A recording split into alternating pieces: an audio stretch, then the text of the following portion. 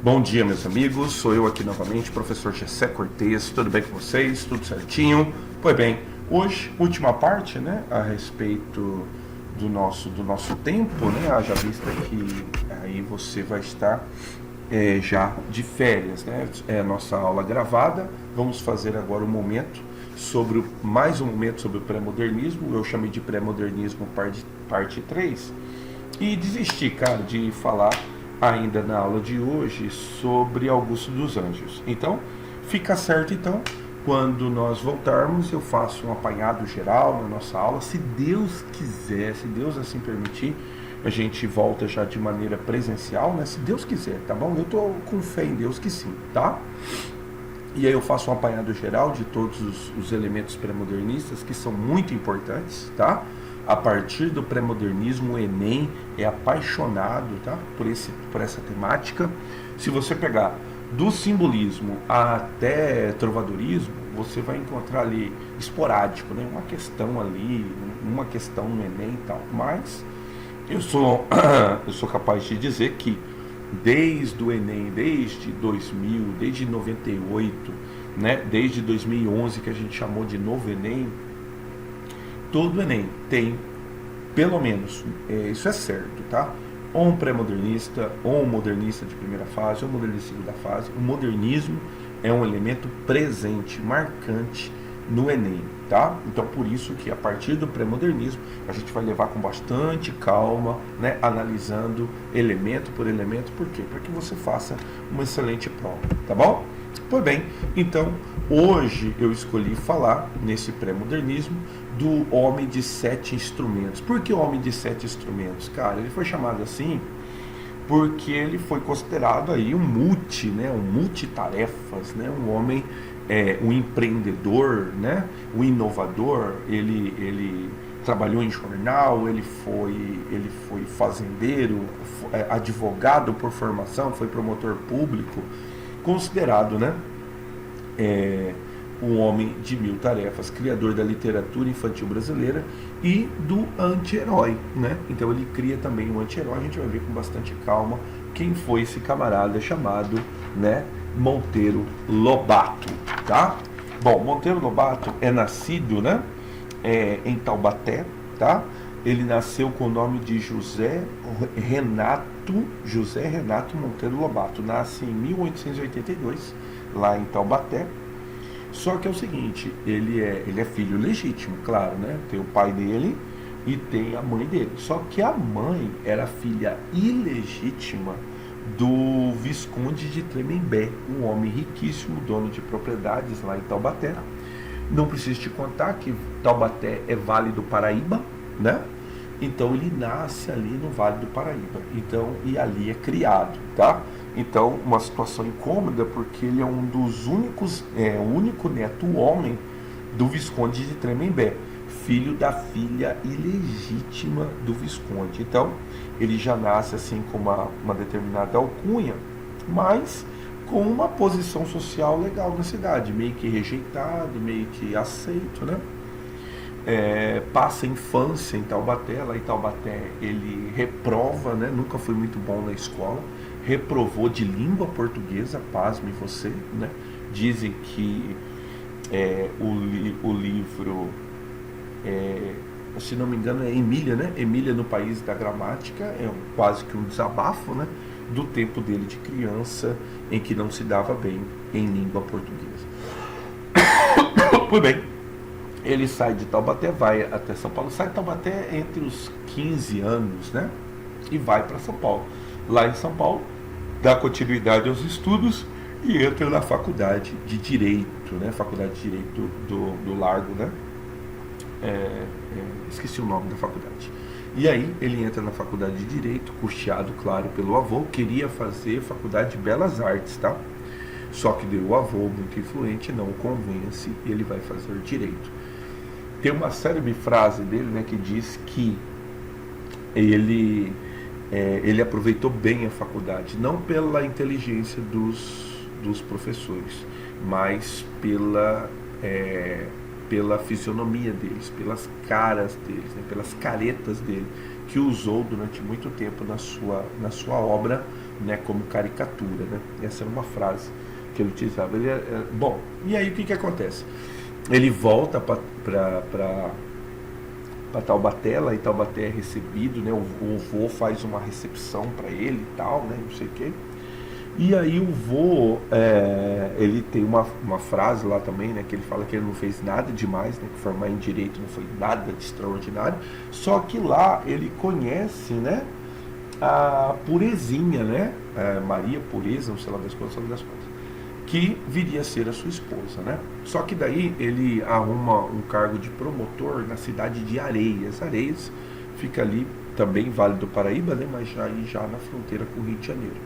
E ali ele tem contato ali na cidade de Areias. Dizem que ele lia como um bêbado que precisa esquecer, né, de alguma coisa. Então ele lia, por quê? Porque a cidade era muito pacata, muito parada, né? Então aí o contato dele com esse caboclo, lugar, por exemplo, ele desenvolve o raciocínio, né?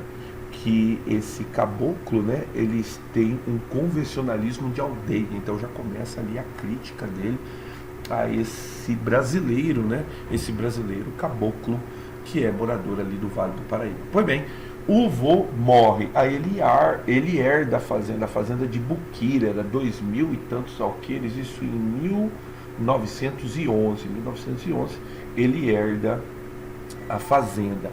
A fazenda ela já estava com a terra improdutiva, né? Ou melhor, a fazenda tinha problemas de produtividade. E aí ele tem contato com esse elemento caboclo, né? Com esse elemento ali caipira, né?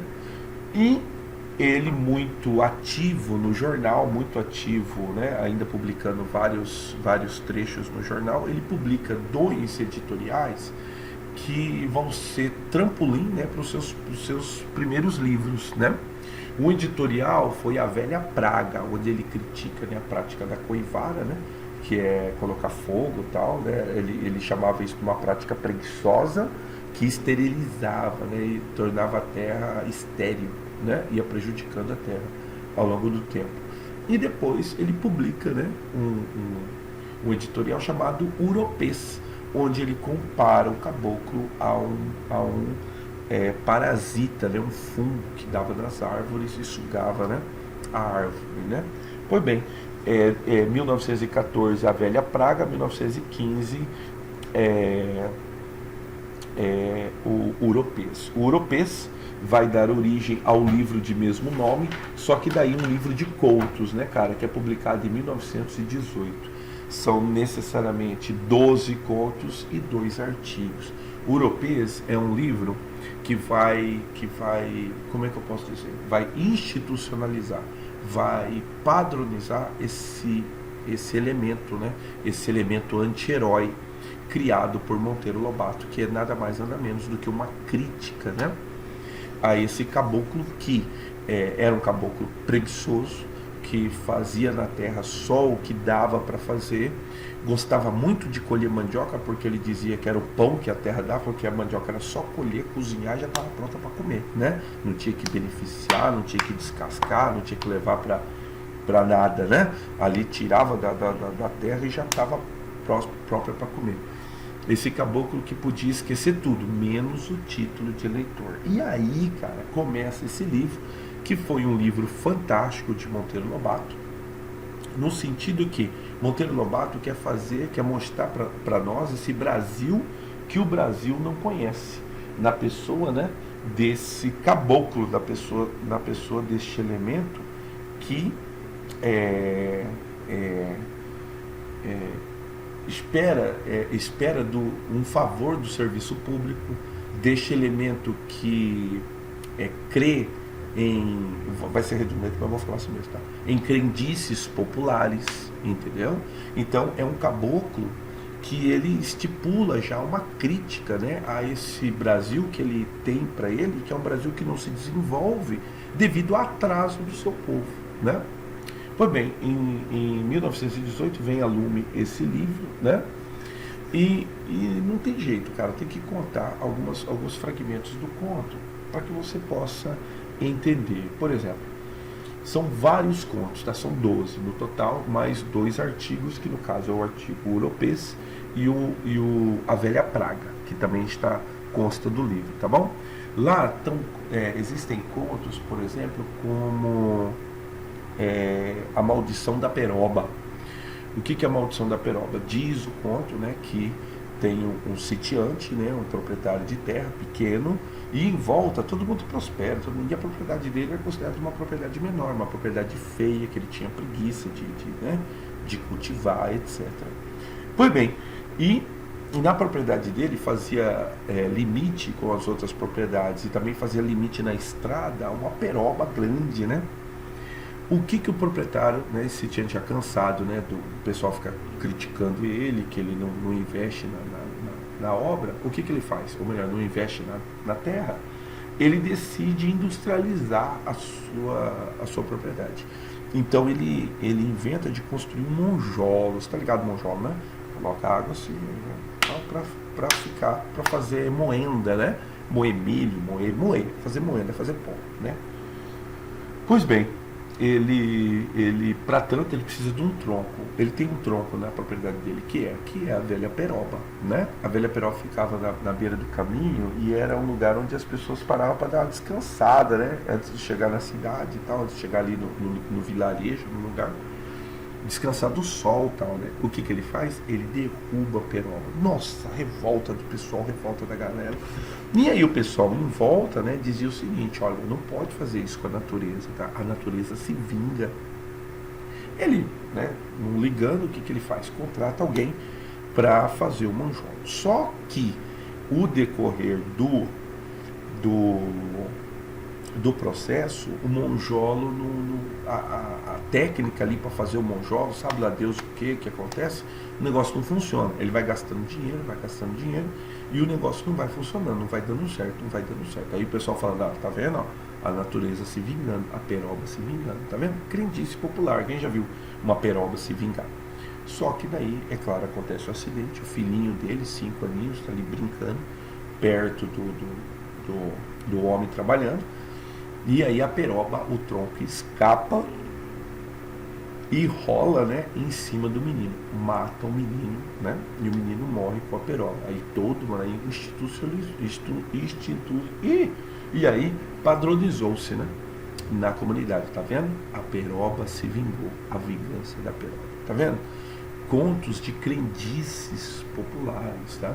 Tem um conto de um teor psicológico muito legal, que é o Boca Torta, né? Que daí são dois casais, né, jovens ali da redondeza, que conversam a respeito de histórias do lugar e tal. E aí o pai de um fala a respeito de um personagem que vive, né, meio recluso, meio mendigão da cidade e tal, que é o famoso Boca Torta, que é filho de escravos, né? E ele nasce com defeito, a boca dele é torta, né? E aí esses jovens queriam ver o tal do Boca Torta, né? Queriam ver o tal do Boca Torta e tal, vão lá procurar no lugar onde supostamente mora, né? Fica lá no barraco escondido o Boca Torta. O pessoal procura. E uma das meninas, né? O casal, ou melhor, o grupo de casal, né? 2 casais, eles acabam vendo o Boca Torta. O Boca Torta aparece. O Boca Torta olha para a menina, fica fascinado pela beleza da menina. E a menina vê o Boca Torta e, né, fica impressionada, né, com o que ela vê. Ela volta para casa, tem pesadelo à noite e tal. Vai indo, sabe lá Deus por quê, num período de uma semana, a menina morre, né? A menina morre. E aí enterram a menina e sabe lá Deus como o Boca Torta fica sabendo. E aí o pessoal dá um tempo, tá? A menina enterrou, e aí o pessoal vai visitar a menina no outro dia, o pessoal ali, né, da redondeza, vai ali colocar flores no túmulo da menina, e aí vê o Boca Torta revirando o túmulo, né? E pega um Boca Torta, né? Eu vou usar uma expressão chata, mas vou usar assim, com a boca na botija, né? Ele estava beijando a menina, supostamente realizando, né, o seu sonho que ele nunca tinha feito, beijar alguém, né? E ele beija a menina, né? Chegam bem na hora tal, e aí persegue um Boca Torta e tal, ele acaba morrendo em um barranco, né? Cai de um barranco e morre, né? Vê, histórias de crendices populares, né? Uma outra boa também, cara, Colcha de Retalhos, né? Esses contos, é só você digitar lá, né? como Bucólica, como Meu Conto de Maupassant, todos eles constam, né? Os Faroleiros, todos eles constam do livro Europês, né? Pois bem, no Colcha de Retalhos, conta a história de um sitiante que vai visitar, né, um vizinho dele. Quando chega lá no vizinho, o vizinho não está, etc. E tal. E aí o sitiante, né, tem contato com uma velha, supostamente a avó da família, né, uma velhinha. E ele sabe que lá tem uma menininha por nome Pingo d'Água. Eu queria às vezes entender como é que eu lembro dessas coisas, sabia? Eu não anotei nada disso, não. O Europês, ele foi um dos contos tema da UFMS, foi em 2004, 2005, né? Então, alguns contos eu esqueci, mas outros eu me lembro bem. Então, ontem, né, preparando a aula, eu falei, cara, né, Pingo d'Água. Agora eu lembrei o nome da menina, Pingo d'Água, cara. Pois bem, a avó estava fazendo uma colcha de retalhos. Aí o cara acha curioso, então começa a perguntar para a avó. A avó fala que a colcha de retalho não é uma colcha de retalho qualquer. A colcha de retalho, ela tem fragmentos das roupinhas que a Pingo d'Água vestiu ao longo dos anos. Então, desde meninzinho e tal, né? Aí quando ela era maiorzinha e tal. E supostamente a avó falou o seguinte, que a colcha de retalho vai culminar com um fragmento do vestido de noiva da Pingo d'Água. Aí aquilo lá vai ser dado para ela no enxoval. Cada pedacinho do retalho é uma roupa que ela usou ao longo da vida. E culminaria com um fragmento do vestido de noiva, né? O conto, né, fala a respeito da perspectiva que às vezes os mais velhos colocam em cima dos mais jovens, né? Então o caboclo, né, o que ele fazia? Colocava a perspectiva que a minha menina vai casar, fazer um sonho com a vida dos outros. Entende o que eu quero dizer, né? Então, eu não sei se você já passou por isso, né? Então, as pessoas colocando perspectiva em cima de vocês, né? Aquela dor nas costas, né, cara? Né? Eu, particularmente, fiz a minha faculdade em uma circunstância que depois eu conto para vocês como é que foi, né? Eu queria ser gerente das lojas americanas. Eu acho que eu já contei em algum momento, né? Só que daí eu entrei em letras, né, cara? Justamente para ficar 6 meses e mudar para um curso de administração, né? E nesses 6 meses eu me apaixono, nesses 6 meses eu fico fascinado pelo curso de letras, né? E não abandono, né? Me formo em letras, né? Saí da faculdade em 2002 e de lá pra cá, né, cara, eu vivo de língua portuguesa, né? Eu vivo de literatura, né? Então, assim, eu considero que eu acabei fazendo a faculdade que eu quis fazer, né? Eu lembro que quando eu fui me certificar que eu ficaria em letras, meu pai ficou buzina comigo, né? Porque meu pai queria que eu fizesse administração, né? Uma faculdade de mais prestígio, né? Hoje, por exemplo, né, eu tenho meu menino que faz engenharia civil e tem minha menina que faz música, né? Confesso para você que, de uma certa forma, eu investi, né, na menina, na minha filha, né? Eu sempre achei nela potencial para fazer medicina, para fazer alguma coisa, né? Que no mesmo sentimento, né? Alguma coisa, né? De mais prestígio, mas foi o que ela quis fazer, então eu respeitei, e não só respeitei, como um doutor da força. Por quê? Porque eu fiz alguma coisa que eu gostei, né? Que eu gostava, né? Que eu me apaixonei, e hoje vejo ela apaixonada pelo curso dela, etc, etc. É a vida, cara, né? Então você fazer alguma coisa que te dá prazer. Monteiro Lobato não teve esse prazer, né? Ele foi imposto aí no curso de Direito, coisa que ele nunca se adaptou, né? E queria ser escritor, queria fazer belas artes, mas aí o vô o pressionou para fazer direito. O que eu quero dizer com isso? É que foi depositado muita perspectiva em Pingo d'Água. Só que daí esse homem conversa com a velha e sai fora.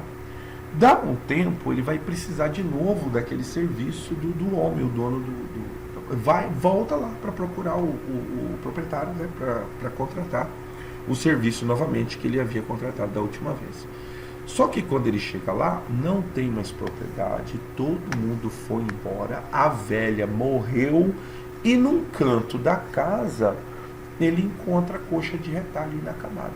E aí com certeza um vizinho, coisa parecida, fala para ele, não, o pessoal que morava aqui foi embora, aconteceu uma desgraça, né? A menina que morava aqui, aí ele lembrou da Pingo d'Água, ela se apaixonou por um vizinho que fugiu com o menino, né? Quer dizer, ela não concretiza a expectativa que a família colocou nela, que era a perspectiva dela se casar. E daí o que acontece? Essa frustração, a família não resiste a essa frustração. E a família se desmantela. O pai se desgosta, vai embora. A mãe, sabe lá Deus o que aconteceu. A avó se desgosta e morre, né? Devido às perspectivas que foram colocadas na Pingo d'Água. Não sei se Pingo d'Água saiu para ser feliz, se ela ficou feliz ou se ela se perdeu, né? O conto não fala, mas o conto fala que a perspectiva que se coloca, que o caboclo coloca na menina da casa, ela é uma perspectiva tão alta que na hora que ela não se realizou, a casa se desestruturou, a família se desestruturou, certo? São contos assim. Quero fazer menção ao último conto. O último conto é o chamado Engraçado Arrependido, conto da história de um rapaz chamado Pontes, né? Pontes era um piadista, né? Um sarrista da região, né? Conhecido como alguém assim que não era levado a sério, tá? Só que daí o que acontece? Num belo dia ele resolve, não, eu vou acabar com essa vida de homem que não é levado a sério e vou arrumar um emprego. Isso já foi motivo de riso de todo mundo, entendeu? Tal, sei que. Como o pessoal não acreditava nele, achava, né, que ele era um sarrista e tal, ninguém deu emprego para ele. Ninguém deu emprego e aí ele se viu numa situação que ele se pediu um favor para um parente dele da capital. O parente dele da capital falou o seguinte, olha, é o seguinte, deixa eu te falar. Aí tem o camarada que é o estafeta. O que é o estafeta, né, cara? O estafeta era o camarada que cuidava das correspondências oficiais. É legal também fazer essa leitura de Monteiro Lobato, fazer essa leitura desse Brasil que o Brasil não conhece, que daí a gente vai ter determinadas profissões que hoje já nem existem mais, né? O que é um estafeta? O estafeta seria um promotor, né? Um promotor não, um oficial de justiça, entendeu? Só que ele fazia papel de correio, ele levava, né, correspondências, etc, etc. Era um cargo público, tá? E aí o que acontece? Esse Major Bentes, ele tem um problema, né, e está afastado. Aí esse primo, né, do Pontes fala para ele, olha, tem um trampo aí, que o cara ele afastou, tá ligado? Que para ter um emprego no cargo público tem que vagar, né, tem que ter a vaga, né? E aí o Major Bentes, sabe, o problema de saúde, pediu afastamento. O que eu posso fazer para você? É o seguinte, colocar no lugar dele. Ele falou, não, beleza, tá bom. E aí o primo ainda deixa, fala assim, olha, o problema dele é complicado e tal, então ele está em vias de falecer. O pessoal está até com medo dele falecer. Se ele falece, o lugar é seu, porque você já é o substituto. Aí o Pontes, beleza, né? Cumpre ali as tarefas e tal, gosta do serviço, né? Serviço público, né? Só que daí ele pensa com ele aqui, pô, mas se o Major voltar, eu tô na vala, né, cara? Eu perco essa mamata, né? Aí o que ele pensa? Eu vou visitar, como era conhecido na cidade, conhecia também o Major Bentes. Vai visitar o Major Bentes. Chega lá no Major Bentes, ele vê o Major Bentes meio debilitado, tá? Mas o que ele faz? Ele conta a piada, conta a primeira piada, o Major Bentes ri, conta a segunda piada, o Major Bentes ri. E na segunda piada, o Major Bentes começa a passar meio mal. Ele vislumbra a possibilidade. E ele continua contando piadas. Continua contando piadas até no momento em que o Major Bentes tem um xiricutico e cai ali. No que ele cai ali, ele vaza com medo, cara. Ele vaza com medo, tipo assim, matei o homem, meu Deus. Ele faz algo deliberado. Ele sabia que o homem não estava bem. Ele continuou contando piadas para que o homem passasse mal mesmo, entende? Pois bem, o homem morre, só que daí ele fica com medo, ele se esconde. Aí ele não vai na repartição, fica quietinho na dele, né? E aí ele fica com medo de ser acusado, e aí demora o quê? Uma semana, fica escondido, recluso. Ele dá uma saída para dar uma olhada, para ver o que está acontecendo, né? Quando ele sai, ele entra na repartição, tem um outro no lugar dele. Ele entra em contato com o primo, com o parente dele distante, para mim diz o seguinte, ó, o major morreu. Você era o substituto, mas você sumiu, faltou o serviço, mas o pessoal colocou outro na sua frente. Ele perdeu o serviço público que ele tanto gostava. Arrependido, ele volta para casa. Naquele tempo o pessoal usava cirola, né? O que era cirola? Era um short grandão, né? Embaixo da calça, cueca, né? E aí o que ele faz? Ele faz um bem bolado com a cueca e se enforca. E aí o pessoal dá falta dele, vai procurar, ele tá lá enforcado na própria cueca, tá? E aí vira um sarro da cidade que o cara até para morrer foi engraçado, né? Alguém que se suicida com a própria cueca, né? A história do engraçado arrependido. E assim vão os contos em Oropês, Oropês editado em 1918. Por que eu estou contando essas histórias? Para que você identifique em Monteiro Lobato, né, esse Brasil que o Brasil não conhece. O que ele quer falar? Ele quer mostrar para nós o Brasil do Vale do Paraíba. E Monteiro Lobato foi um homem crítico do seu tempo, né? Monteiro Lobato, em 1920, ele resolve vender a fazenda Buquira, que já era improdutiva, estava com problema de produtividade, ele vende 2.000 e tantos hectares de terra, ele vende a fazenda Buquira e vem para o e vem para São Paulo. Em São Paulo, o que ele faz? Ele monta uma editora, a sua primeira editora. A editora vai bem cara, né? Ele edita livros com capa colorida, que era eu esqueci de colocar aqui, uma capa antiga, né, dos livros dele. Ele fazia traduções, fez tradução de Alice no País das Maravilhas, fazia traduções de livros, né? E aí, em 1924, tem uma revolução em São Paulo e ele fica um mês sem produzir. Tinha comprado maquinário e tal. O que acontece? Ele não aguentou um mês sem produzir, não tinha saída, e aí o que aconteceu? Ele fala. Dizem que na própria máquina de escrever do escritório da editora falida, ele abre uma outra editora, que ele chamou de Editora Nacional. Nessa Editora Nacional, ele continua fazendo, né, publicações, e aí é interessante dizer, né, cara? Isso acontece em 1924, tá? Aí ele abre a Editora Nacional. Então a Semana da Arte Moderna já tinha acontecido. Não sei se você já ouviu aquele incidente que houve com Anita Malfatti, né? Onde Monteiro Lobato, né, faz uma crítica ferrenha, né? E aí estigmatizou-se, né, que Monteiro Lobato era contra os modernistas, né? Ele era um purista, um preservador, um conservador. Na verdade, Monteiro Lobato tinha uma proposta de Brasil, né? Já em 1920, em 1924, ele começa já fazendo seus personagens, 1920 já, na outra editora que faliu, seus personagens infantis. Monteiro Lobato, na sua perspicácia, né, o que ele percebe? Eu não vou conseguir mudar o Brasil atrasado do jeito que ele está. Então o que eu vou fazer? Eu vou investir na criança, né? É dele a célebre frase, né? Um país é constituído de pessoas e por livros, né? E assim ele faz, visionário, dono de editora. E ele investe no público infantil, fazia traduções, como eu disse para você, foi um dos tradutores de Alice no País das Maravilhas. Um homem de multitarefas, né? Era pintor também, então ele também pintava quadros, né? E aí a Anita Malfatti, o que acontece? A Anita Malfatti, ela entra com uma proposta que vinha de encontro à proposta de Monteiro Lobato. Monteiro Lobato com uma proposta nacionalista. E aquele homem chamado, né, o Homem Amarelo de Anita Malfatti vinha justamente, né, entrando em choque com a proposta que Monteiro Lobato não era necessariamente uma crítica a ela, mas era uma crítica à influência desses vanguardistas, né, que tinha uma proposta que, segundo Monteiro Lobato, ele avaliou como uma proposta estrangeira, e ele tinha uma proposta nacional para o Brasil.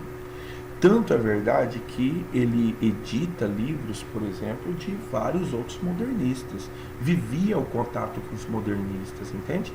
Então Monteiro Lobato foi um camarada que teve trânsito, publicou muitos livros. Então ele é um camarada é um visionário na publicação de livros, né? Então, a história de Monteiro Lobato está ligada à história da literatura infantil, mas também à história do livro no Brasil. Então, ele é um camarada que investe, né? Um empresário que investiu no livro no Brasil. E ele vai se dando bem. Em 1924, com a nova editora nacional, ele vai se dando bem, cara, né? E aí, ele tem uma outra proposta de Brasil. Ele começa também investir em petróleo, né? Ele passa algum tempo nos Estados Unidos, tem contato lá nos Estados Unidos e vem para o Brasil, né? E aí ele entra em choque com a política, né, de Getúlio Vargas a respeito do petróleo, né? E ele lança, né, o slogan, né, petróleo do Brasil, Brasil do petróleo, não sei o quê. Só que como ele entra em choque com a política do Getúlio Vargas, ele critica Getúlio Vargas, ele fazia escavação, a escavação dele era considerada uma escavação romântica, entende? Só que para fazer escavação ele tinha pouco dinheiro, ele era editor de livros, o que ele fazia? Pegava dinheiro das pessoas que queriam investir. Ele lança uma espécie de commodities, né? Ele lança ele é precursor, né? Então o pessoal investiu nele, né? Como se fosse uma bolsa de valores. E como toda bolsa de valores, se ele achasse petróleo, todo mundo ia ficar rico. Se ele não achasse, irmão, ia todo mundo falir. E foi o que aconteceu, né? Ele morre em 1948, ó, morre bem, né, velho? 1948. Dizem que frustrado, se sentindo um derrotado, né? Porque nessa ocasião, inclusive, ele foi preso, né? Preso porque foi contra a política de Getúlio Vargas no que diz respeito ao petróleo, né? Ele é preso e morre em 1948. Eu tive a oportunidade, né, estudando agora para Monteiro Lobato, tive a oportunidade de ouvir uma entrevista que ele deu a um jornal.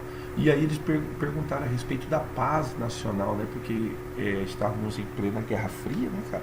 Perguntaram como é que as nações vão entrar em paz. E ele falou uma frase, né, que ficou eternizada, polêmica, como toda a vida do Monteiro Lobato foi, que os homens só teriam paz quando cada país tivesse a sua bomba atômica, né? Enquanto um país tivesse uma bomba atômica, um teria bomba atômica e o outro não, o mais forte se prevaleceria enquanto o mais fraco. Em contrapartida, se todo mundo tivesse o mesmo poderio, todo mundo ia viver em paz, porque ninguém ia se meter com ninguém. Esse era o Monteiro Lobato. Foi polêmico, né, a vida toda. Dizem que depois de alguns meses, depois dessa entrevista, ele veio a falecer. E se não bastasse isso, né, recentemente que eu falo, tem uns 5 anos, né, o MEC adquiriu vários livros do Monteiro Lobato e colocou como leitura, né, como leitura nas escolas públicas, né. Um livro era As Aventuras de Pedrinho e a Caçadas de Pedrinho, e o outro A Negrinha, né, um conto de Monteiro Lobato, que daí a comunidade, né, vamos dizer assim, né, o pessoal defensores dos direitos dos negros levaram a tese de que Monteiro Lobato era racista, cara. E aí tem expressões racistas, sim, no livro? Claro que tem, até porque Monteiro Lobato queria mostrar essa sociedade que era, sim, uma sociedade racista na virada do século XIX para o século XX, né? E aí foi polêmica até no Supremo, né? Então foi polêmica até no Supremo. Isso aí é recente, isso aí tem uns 5 anos, né? E aí, é claro, né, cara, o Supremo decidiu que quanto à preservação da obra, né? Como caráter da obra, que a obra relata o Brasil, também um Brasil preconceituoso, né? Pois bem, assim foi Monteiro Lobato e Monteiro Lobato no foco dessa discussão, né? Essa discussão dele ser racista ou não. Para tanto, né?